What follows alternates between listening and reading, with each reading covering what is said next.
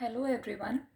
The question which we are going to start now carries a very different point and concept which is not covered in any of the questions done so far. The question is again a 15 marker question. The question says that we have to prepare cost sheet as on 30th of June 2014 और हमारे पास जो भी information given है raw material as on 1st of July 2013, work in progress on the same date and finished goods on the same date. अब यहाँ पर एक extra information ये दे दी कि फिनिश गुड्स की अमाउंट भी दी गई है और फिनिश्ड गुड्स के यूनिट्स भी दिए गए हैं कि हमने फिनिश गुड्स कितने उस टाइम पर means on the date of opening of the year हमारे पास 8,000 यूनिट्स फिनिश गुड्स के पड़े थे जो पिछले साल से हमने ब्रॉड फॉरवर्ड किए हैं. रॉ मटेरियल परचेज कितना किया है? Freight on raw material purchased. अब जो भी रॉ मटेरियल परचेज किया है उसके ऊपर हमने एक डायरेक्ट एक्सपेंस इनकर किया. डायरेक्ट एक्सपेंस किसके regarding? Purchase of raw material के रिगार्डिंग. तो इसको हम यूज करेंगे while calculating the raw material consumed और direct material. Loss of material by fire ये भी यूज होगा. कैसे यूज होगा? I will let you know. Factory expense, chargeable expenses, direct labour, administrative expenses हमें बताए गए हैं ₹2 पर यूनिट. अब ये कैसे आए ये भी हम देखेंगे कि टोटल तो 60,000 बताया है और जो एडमिनिस्ट्रेटिव एक्सपेंसेस हैं वो ₹2 पर यूनिट बताए हैं. सेलिंग एक्सपेंसेस बताए हैं ₹1 पर यूनिट, बट इनकी टोटल अमाउंट हमें नहीं बताई गई. डिस्ट्रीब्यूशन एक्सपेंसेस दिए गए हैं. सेल ऑफ फिनिश गुड्स कि आपने कितने नंबर ऑफ यूनिट्स को बेच दिया और क्लोजिंग डेट को तीनों के तीनों मटेरियल्स का स्टॉक बताया गया है. बट यहाँ पर डिफरेंस ये है कि यूनिट्स ऑफ फिनिश गुड्स तो बताए गए हैं कि क्लोजिंग में हमारे पास 10,000 यूनिट्स हैं बट उनकी वैल्यू मिसिंग है और हमने वो वैल्यू को कैलकुलेट करना. They have put a question mark और हमने ये सारे की सारे इन्फॉर्मेशन से कॉस्ट शीट प्रिपेयर करनी है on this closing date. Again आपका फॉर्मेट सेम रहेगा. सबसे पहले हमने ऊपर मेंशन करना है कि किसकी कॉस्ट शीट बना रहे हैं. अब इस क्वेश्चन में we are not given anywhere कि ये कॉस्ट शीट किसकी बन रही है. We can ignore that part. हम लिखेंगे cost sheet as on 30th of June 2014.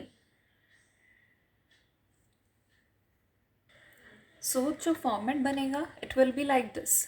Cost sheet किस ईयर के लिए बना रहे हो, पर्टिकुलर्स आएंगे और एक हमारा जो एज यूजुअल कॉलम बनता है अमाउंट का.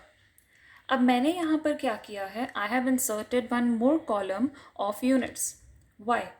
क्वेश्चन में काफ़ी जगह पर आपको यूनिट्स दिए गए हैं. जैसे फिनिश गुड्स बताए हैं, ओपनिंग भी और क्लोजिंग भी, और हमें एडमिनिस्ट्रेटिव एक्सपेंसेस भी पर यूनिट की फॉर्म में बोला गया है. सेलिंग एक्सपेंस भी पर यूनिट की फॉर्म में बोला गया है. हमें फिनिश गुड्स की सेल भी बताई गई है कि पर यूनिट्स कितने सेल हुए हैं.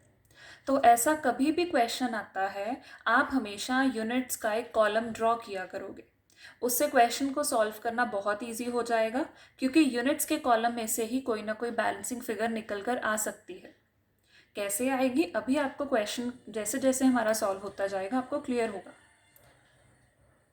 So for the very first thing जो हमेशा कॉस्ट शीट में पोस्ट की जाती है वो होती है आपकी prime cost. Direct material plus direct labour plus direct expense. अब क्वेश्चन में हमें डायरेक्ट मटेरियल डायरेक्टली गिवन नहीं है तो हमें रॉ मटेरियल कंज्यूम्ड निकालना पड़ेगा जैसे हमने कल वाले क्वेश्चन में किया था या प्रीवियस वीडियो में किया था. Now you all need to pause the video और आप यहाँ पर अपने आप प्राइम कॉस्ट को कैलकुलेट करके बताओ and then check your answer. So I have calculated the prime cost as 252,500. कैसे आया? हमें opening stock of raw material दिया गया था, परचेज ऑफ रॉ मटेरियल और रॉ मटेरियल को परचेज करने के लिए जो भी हमने एक्सपेंस किया है हमने ये डिस्कस किया था पहले भी कि वो ऐड किया जाता है. Closing stock of raw material given था तो उसको सब्ट्रैक्ट कर दिया. अब एक नया पॉइंट ये है, loss of material by fire.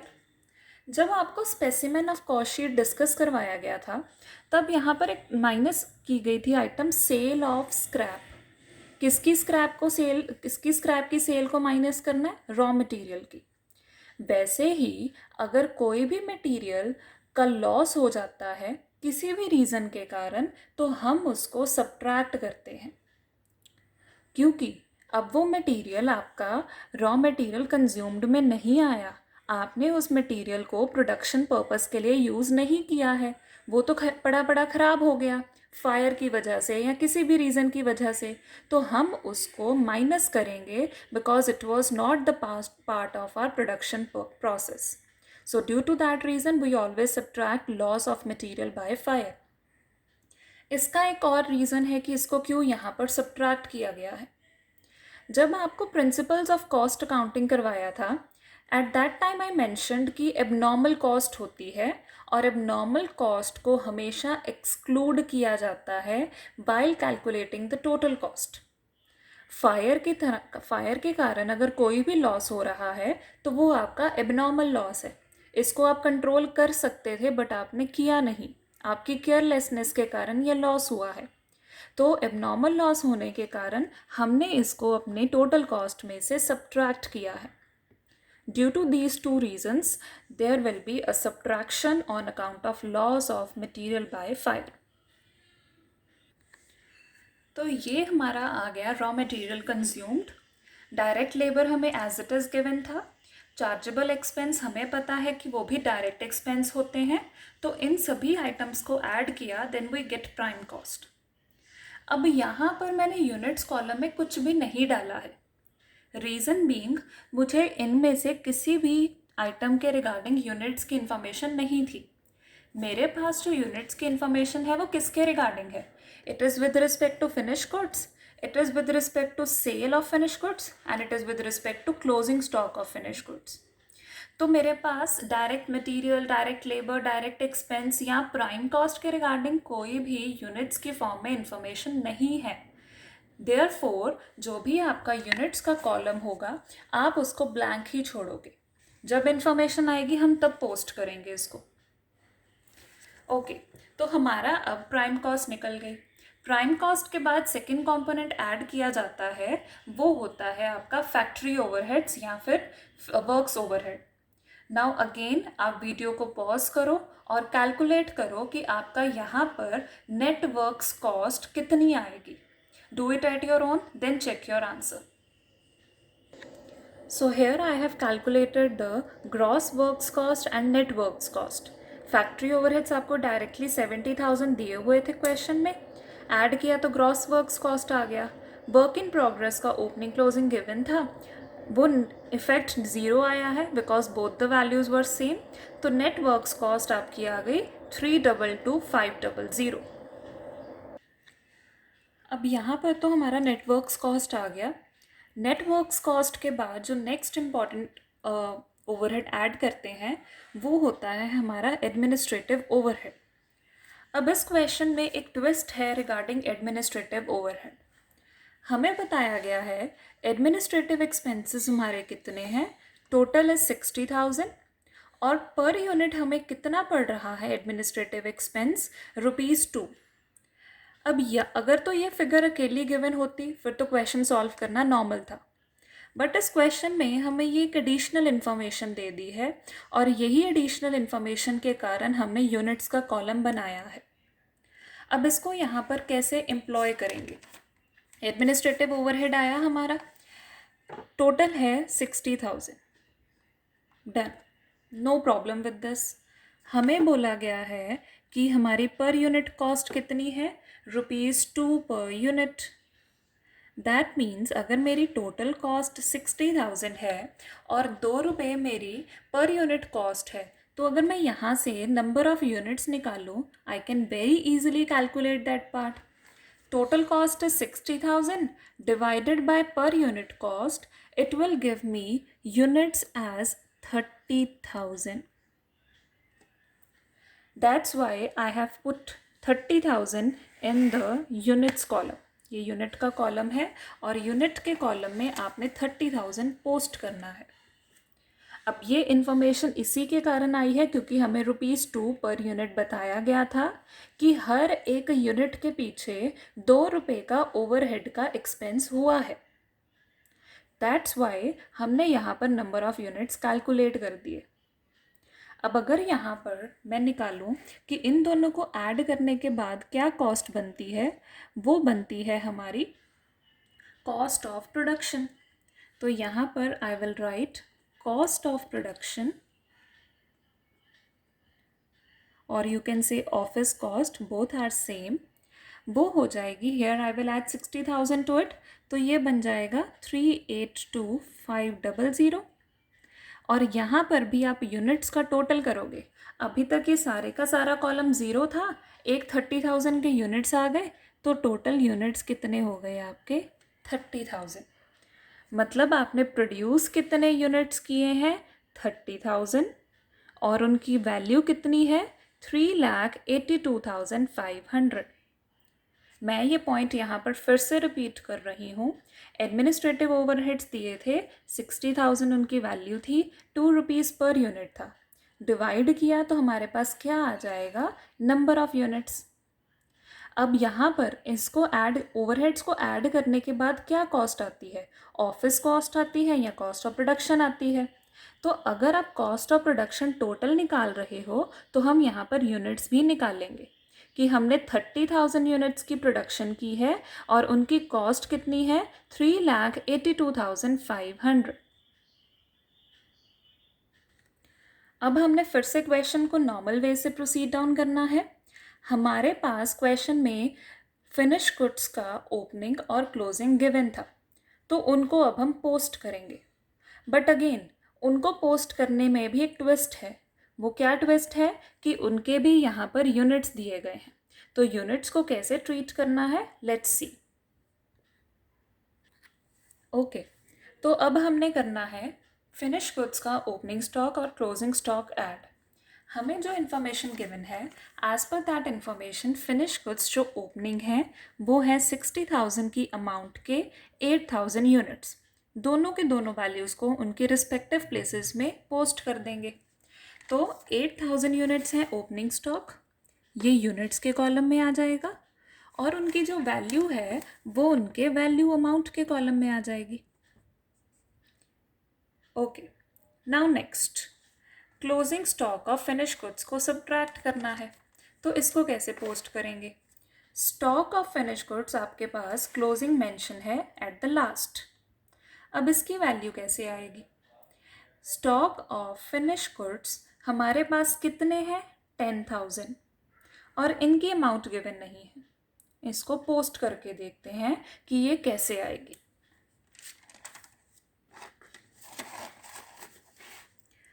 $10,000 minus, okay let's leave this part for now. अभी के लिए मैं इसको यहाँ पर छोड़ देती हूँ। हमने इससे पहले कहाँ तक सॉल्व किया है कि हमारी जो कॉस्ट ऑफ प्रोडक्शन है वो 30,000 यूनिट्स की थी और ये टोटल कॉस्ट थी। This was the cost of production 30,000 units and this was the value. उसमें 8,000 ऐड किया और 10,000 सब्ट्रैक्ट किया। So 38,000 minus 10,000 will give us COGS of 28,000 units. I am again repeating कि ये कैसे आया है। हमने अभी निकाला था कि कॉस्ट ऑफ प्रोडक्शन 30,000 यूनिट्स की है। 30,000 यूनिट्स में हमने opening stock of finish goods को ऐड किया, तो वो कितना ऐड किया 8,000 और हमने closing stock of finish goods को क्या किया है, सब्ट्रैक्ट किया है, तो ये हो गया -10,000। सो 30 + 8 38,000 माइनस 10,000 इज 28,000। बट यहाँ पर तो वैल्यू नहीं निकल पाएगी क्योंकि यहाँ पर ये वाली वैल्यू कैसे निकालोगे, यहाँ पर तो हमारे पास वैल्यू है ही नहीं। So here is the basic and the main important point कि इसको कैसे कैलकुलेट किया जाता है कॉस्ट शीट में। अब इस पॉइंट को हम सॉल्व करेंगे बाद में। पहले हम बाकी के सारे एक्सपेंसेस को ऐड बैक कर लेते हैं या जो भी हमने एडजस्टमेंट करनी है। कॉस्ट ऑफ गुड्स सोल्ड में सबसे पहले एडजस्टमेंट जाती है आपकी सेलिंग एंड डिस्ट्रीब्यूशन ओवरहेड्स की. सेलिंग एंड डिस्ट्रीब्यूशन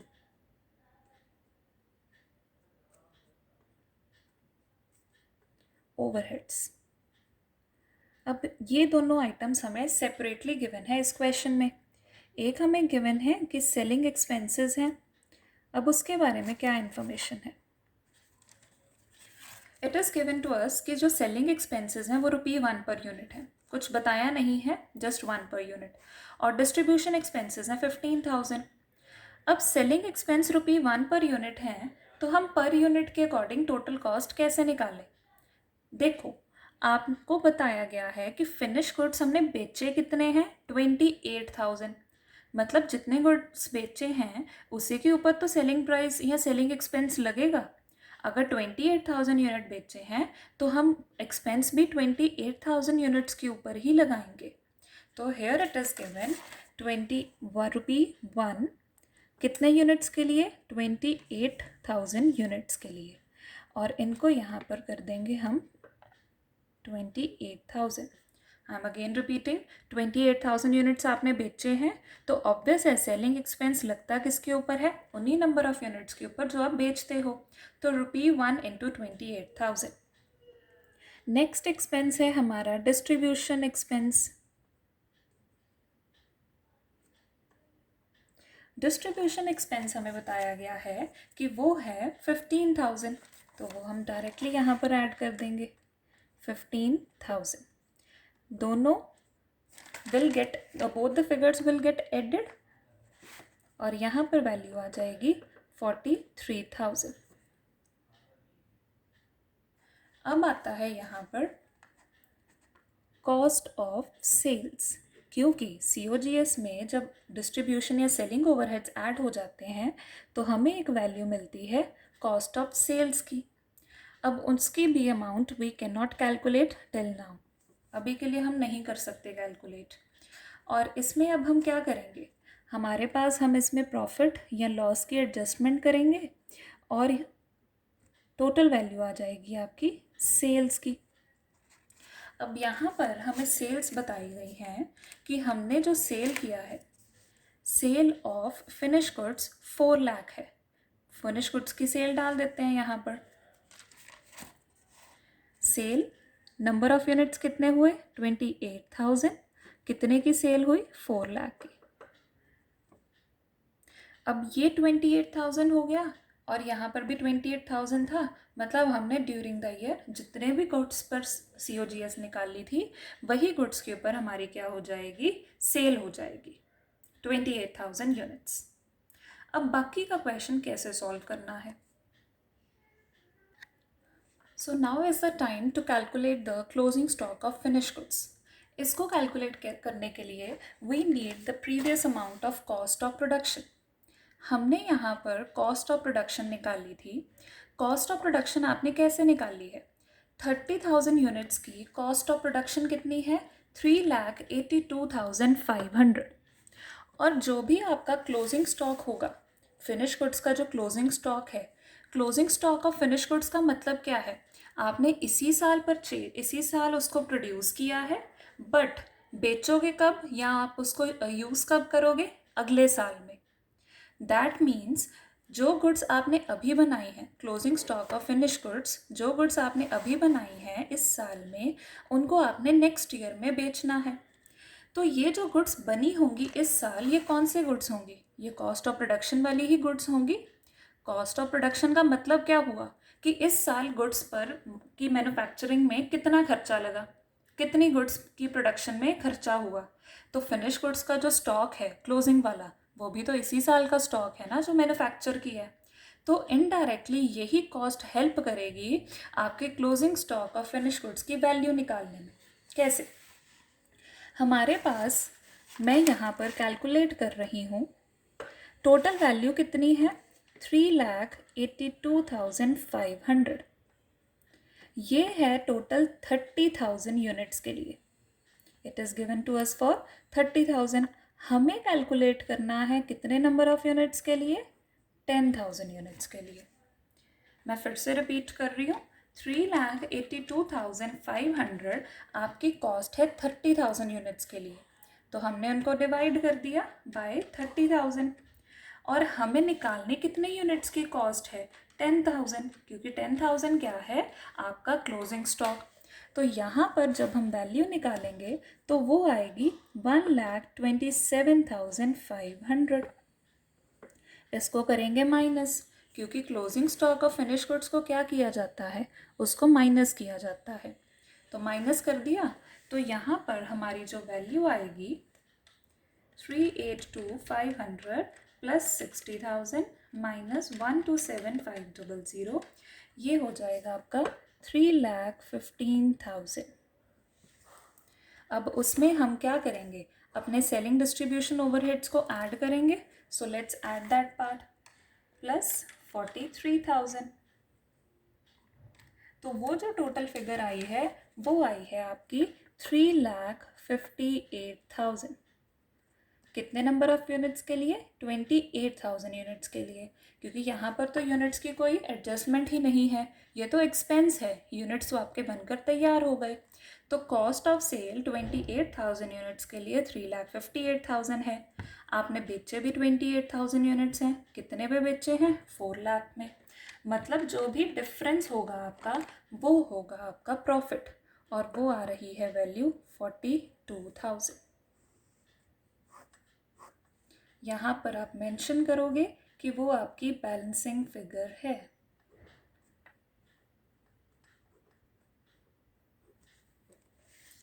मैं आपको क्वेश्चन फिर से एक बार समराइज कर रही हूँ, because this question is very important, आपको आ सकता है एग्जाम में।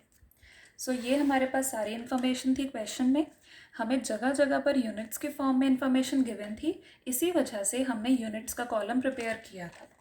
अब जब हमने क्वेश्चन सॉल्व करना स्टार्ट किया, स्टार्टिंग वाज ऑल नॉर्मल, जो अभी तक हम करते आए हैं। सिर्फ एक लॉस का पॉइंट एक्स्ट्रा था, उसकी एक्सप्लेनेशन मैंने आपको बता दी कि एक तो ये एबनॉर्मल लॉस है, इस वजह से इसको एडजस्ट किया, और दूसरा ये स्टॉक हमारे कंजम्पशन पर्पस में यूज़ ही नहीं हुआ, इस वजह से इसको सब्ट्रैक्ट कर दिया। उसमें हमने फैक्ट्री ओवरहेड्स ऐड किए, ओपनिंग क्लोजिंग एडजस्ट किया नॉर्मल वे में। अब आता है आपका नेटवर्क्स कॉस्ट। एडमिनिस्ट्रेटिव ओवरहेड्स हमें दिए थे ₹2 पर यूनिट में, टोटल भी दिया था, पर यूनिट भी दिया था। हमने उससे नंबर ऑफ यूनिट्स निकाल लिए, जिससे हमारे पास कॉस्ट ऑफ प्रोडक्शन आ गई। कॉस्ट ऑफ प्रोडक्शन में ऐड किया जाता है opening stock of finish goods और सब्ट्रैक्ट किया जाता है closing stock of finish goods को। ओपनिंग स्टॉक की तो पूरी इन्फॉर्मेशन थी, बट क्लोजिंग स्टॉक के बारे में सिर्फ नंबर ऑफ यूनिट्स गिवन थे, टोटल वैल्यू नहीं गिवन थी। वो कैसे निकाला? हमने कॉस्ट ऑफ प्रोडक्शन निकाला हुआ था, डिवाइडेड बाय 30,000 इंटू 10,000, एडजस्ट किया फिगर्स को, COGS आ गई दिस अमाउंट। उसमें सेलिंग डिस्ट्रीब्यूशन ओवरहेड्स को ऐड किया, कॉस्ट ऑफ सेल्स आ गया। सेल्स हमें ऑलरेडी गिवन था, तो जो भी दोनों की बैलेंसिंग फिगर थी वो हो गया आपका प्रॉफिट। अब अगर यहाँ पर सेल्स की जो वैल्यू है वो कम होती as compared to cost of sale, तो ये जो प्रॉफिट ना होता, ये यहाँ पर लॉस की वैल्यू में कन्वर्ट हो जाता। So this was all about your question. Do solve this question eight your own, और जो भी ये क्वेश्चंस हैं या इनके जो सॉल्यूशंस हैं, that I will post in the Google classroom by today. आप वहाँ से इनको कम्प्लीटली सॉल्व करो, and I will post 1 question for homework जो इसी पैटर्न के क्वेश्चन के ऊपर बेस्ड होगा। और एक बार इसको थॉरली क्वेश्चन को रिवाइज करना है आपको। Thank you.